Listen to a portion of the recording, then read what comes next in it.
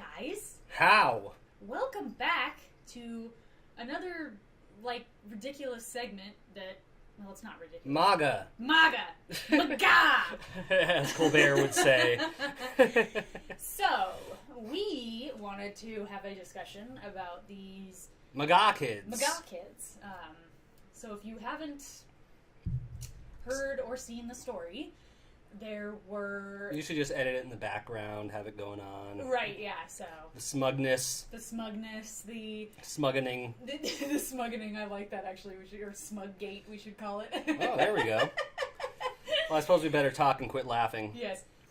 So, we're just here to tell you our interpretation of it. And if I'm going to go from the very beginning, when I first saw the initial clip that was just the Nathan Phillips on the drum and the kid just looking at him, my first initial thought was, yeah, the kid looks pretty smug, but he just looks like a normal teenager to me. You know, like, teenage boys and girls are smug a lot because they think they have the world figured out already. And my interpretation of the mocking part was that you just standing and staring at someone isn't mocking them. It looked to me like he just kind of... Well, I didn't know what the context was. Mm-hmm. It looked like he probably walked up to him and just had this shit-eating grin on his face. That's what I thought too, yeah. It's more of, I don't know why someone would do that, and I wanted to know more about it, and absolutely, if he just...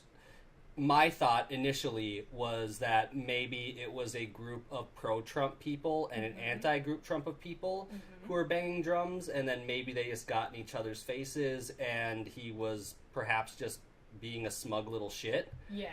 And from there, it's, okay, was he mocking Native Americans or their culture? Mm-hmm. Not in particular. It looked like he was being a smug little shit. That was how I took it.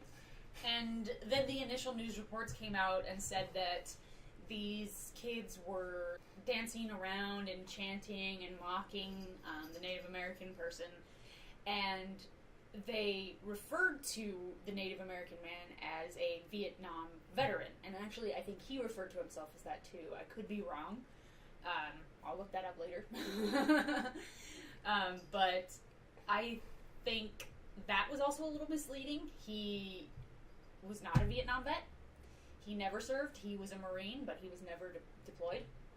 Well, what I should add, while you're collecting your thoughts there, is that when I saw the actual footage of it, and it was a Hebrew Israelite group, actually, and they were mocking one of the black students, actually, that were with the MAGA group, and they were also they were saying that they were going to turn on him and harvest his organs, and they were like, "No, we love you," and then they were also using some derogatory terms toward homosexuals, not the MAGA kids, but the Israeli identitarian group, and they were essentially.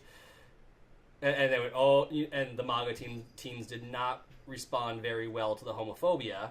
And at that point, I don't think that the native man was entirely aware of what was being said between the two groups. He just knew that there was a conflict going on. And he put himself between the two groups. And in that case, the MAGA teens, they just knew that there was a drum being beaten, and they started dancing along with it and clapping, and apparently they were in a sports group at their school and everything, and they started doing their cheers, and they thought they were having fun with this native guy who was allowing them to take part, and they didn't quite realize what they were doing and that it was being interpreted as disrespectful. So yeah, one of the things that the male team said was that his impression was that the Native American man was coming to sort of offer peace between the two groups, and so that's why they were dancing and having fun. They were like, "Oh, this is cool! Yeah, let's stop hurling insults at each other and just start dancing and having fun, and we're all people and stuff." But I think as time went on, he realized that the Native American man was actually trying to not intimidate him, but show him that he didn't appreciate his presence, the teen's presence. Mm-hmm. And one of the things that I wanted to mention was when the Washington Post released the story, even after we got the full video footage of what actually happened, they still didn't edit their article.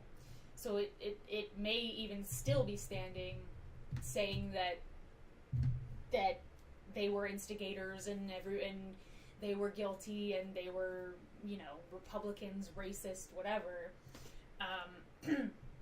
So I really think there's a huge problem with our media and how they find their facts and how they, Well, I think the other issue is that there's a large amount of dialogue going, oh, these kids know that this hat is interpreted as racist. They know that it's interpreted as xenophobic. Mm-hmm. And for me, if it's a Catholic school that they're going to, they probably are living in a bit of a bubble. Yeah. And I think that they go to a school where it is socially acceptable to wear these hats, and it's also an all-boys school.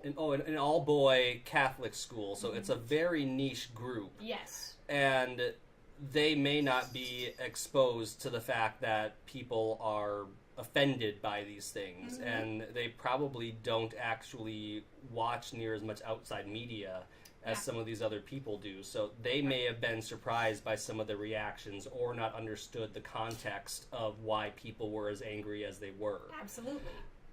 And I think that's also a problem, is some of the Twitter responses that I saw were people saying, for instance, one person on my feed said that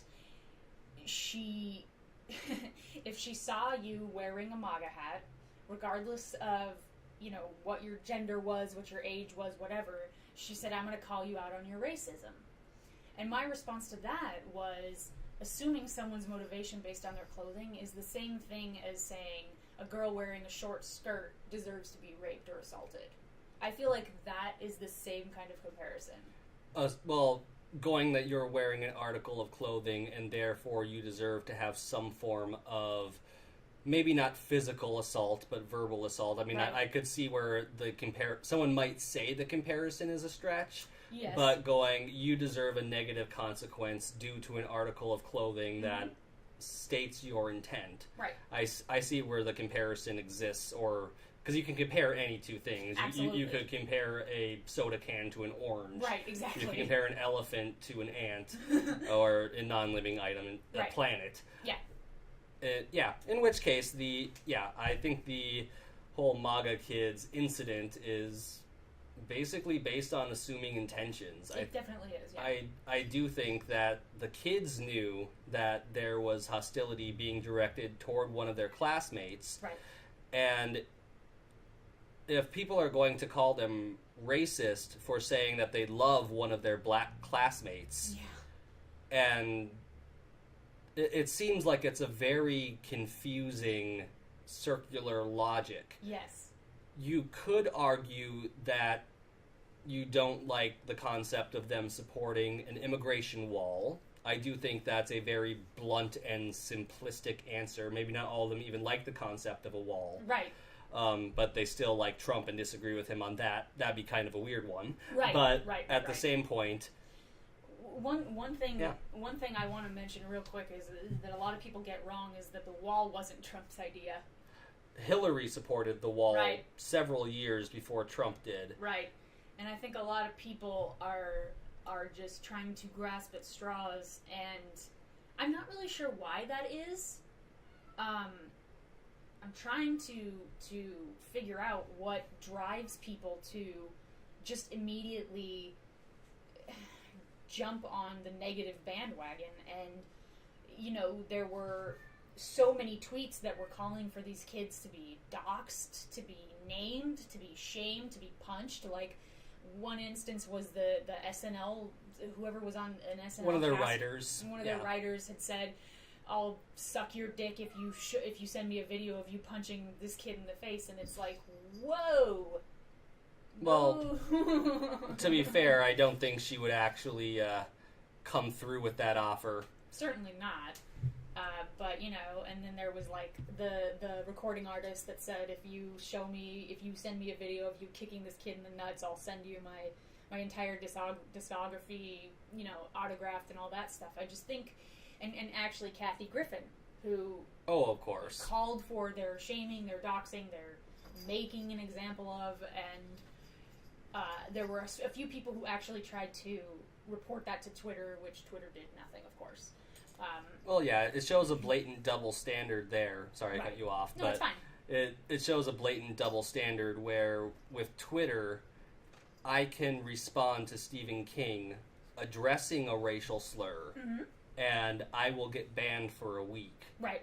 But someone else can call for doxing of children. Violence against children. Nothing happens. Right. But at the same time, I don't want to overstate the problem so much as stating the problem with the philosophical principles behind it. Because when these things happen, it's usually the same usual suspects. That's true.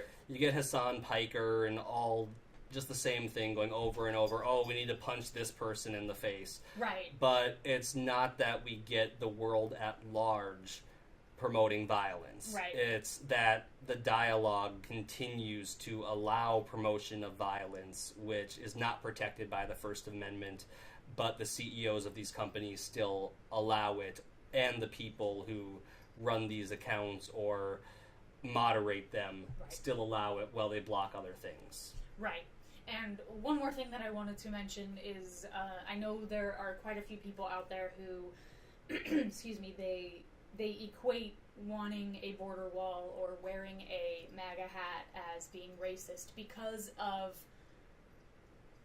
Donald Trump's views on certain things. And I think that's really unfair for people to just assume that you are racist because you wear a certain hat or because you want heavier national security. One thing a lot of people have been saying, or at least that I've seen people have said, is that, Donald Trump called Mexicans racists, and I wanted to clear that up, that he didn't call Mexicans racist. He didn't call Mexicans rapists. He said that he was concerned that criminals from Mexico would have an easy time getting into the United States because there was no security. Well, he did state at one point, and I'm just going to make sure that I get the quote semi-accurate, is that when people come over from foreign countries, they aren't usually the best people that come over. That who get sent over can be the criminals, rapists, etc. And I'm very much paraphrasing that. There is a similar dynamic between the U.S. and Canada, where Canada has said, we don't want you to send us your rapists and your criminals because we aren't a dumping ground. Exactly. And that, well, because we've also had it where the U.S. has said, oh, well, we don't want certain criminals in our country, or they aren't allowed in X, and then they move out of the country entirely, and they don't want our legal system to promote people who are criminals moving into Canada. And so they set up their own nationalistic protectionist rules. Right. And they want America to deal with the bad Americans, and for our prison system to deal with them, or our reform system, I should say, as well. Right. So, we'll leave you with this. Donald Trump didn't say they were all bad hombres. Okay, bye!